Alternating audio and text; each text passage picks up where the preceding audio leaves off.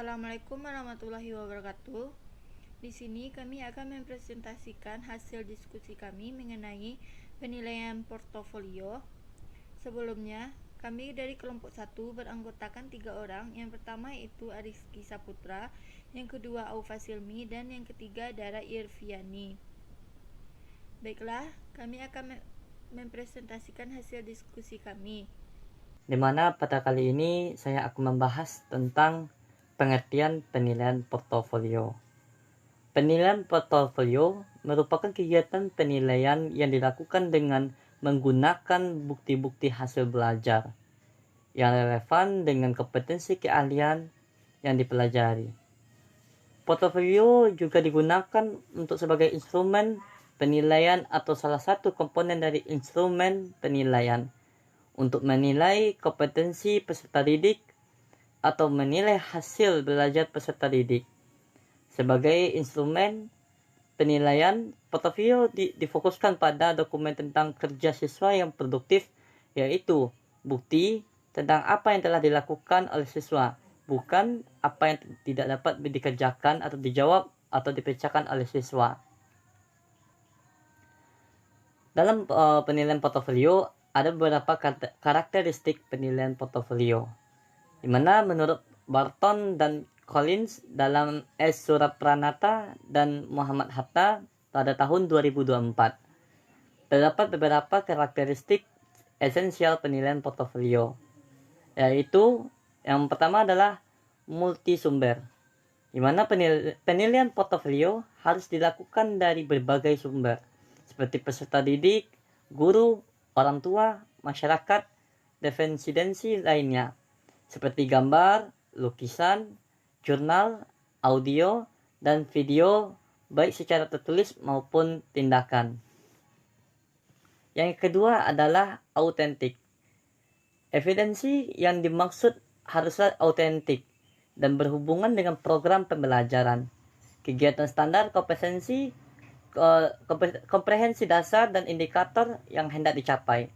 Misalnya, jika guru ingin mengetahui kemampuan peserta didik tentang komputer, maka guru harus menilai secara langsung setiap peserta didik. Yang ketiga adalah dinamis, di mana penilaian portofolio menurut adanya pertumbuhan dan perkembangan dari setiap peserta didik. Oleh karena itu, sebaiknya setiap evidence dari waktu ke waktu harus dikumpulkan dan didokumentasikan. Seandainya evidensi tersebut akan dipilih, maka pilihlah secara selektif. Selanjutnya adalah eksplisit. Penilaian portofolio juga harus jelas, baik secara jenis teknik, prosedur maupun kompetensi yang akan diukur. Kejelasan yang dimaksud bukan hanya untuk guru, tetapi juga peserta didik. Selanjutnya adalah integrasi. Dalam pelaksanaannya, antara kegiatan peserta didik di kelas dengan kehidupan nyata haruslah terintegrasi. Terintegrasi artinya penilaian portofolio tidak lepas dari kehidupan sehari-hari, sehingga peserta didik tidak jauh dari apa mereka alami. Selanjutnya adalah kepemilikan.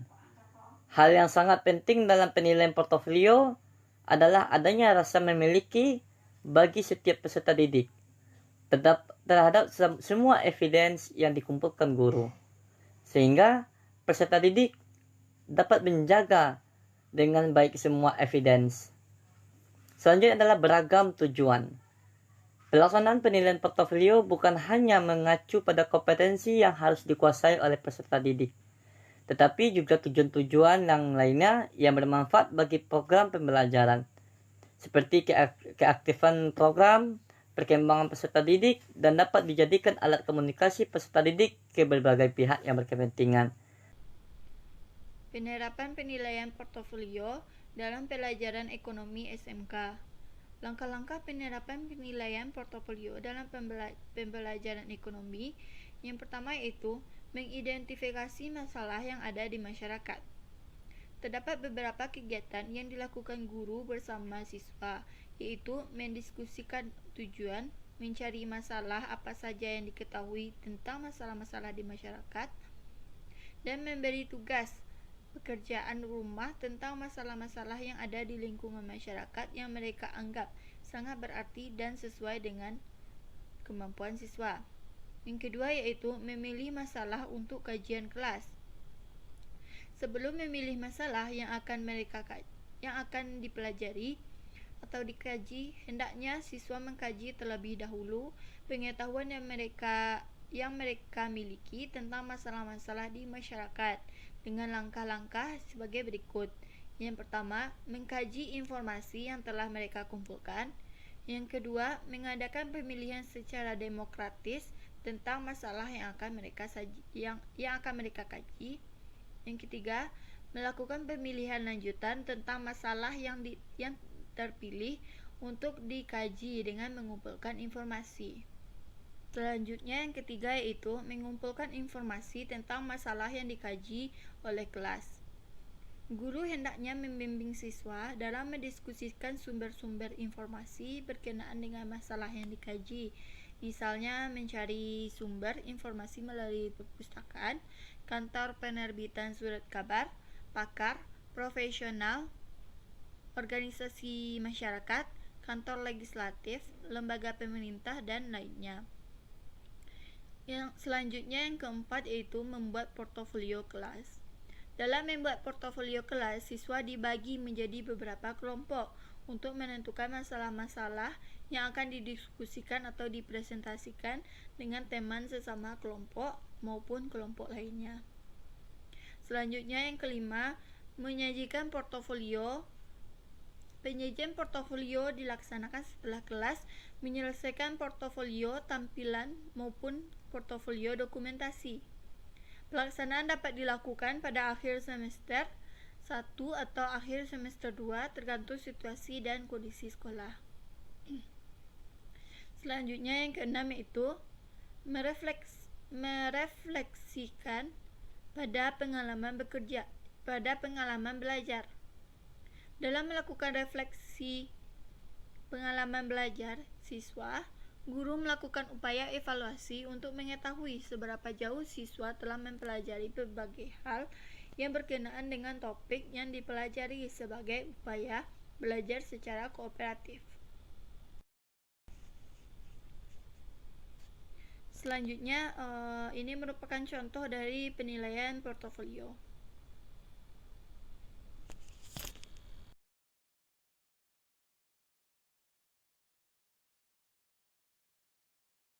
Di sini saya akan menyampaikan materi tentang rubrik dan penskoran. Rubrik penilaian portofolio digunakan untuk menilai portofolio harus terlebih dahulu tersedia rubrik atau pedoman terperinci penilaian.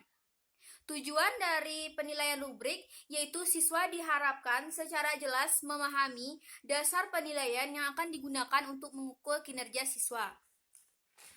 Salah satu cara penilaian portofolio atau pembuatan rubrik yaitu adalah bukti terjadinya proses berpikir. Yang kedua, menentukan kegiatan penyelidikan, dan yang ketiga adalah keberagaman pendekatan. Baiklah, saya akan membahas langkah yang pertama yaitu menentukan bukti terjadinya proses berpikir. Di sini terbagi atas 4. Yang pertama, apakah siswa telah menyusun dengan rapi satuan-satuan isi portofolio dan data dalam setiap satuan? Yang kedua, apakah siswa telah berusaha membuat dugaan, menjelajah, menganalisis, dan mencari pola?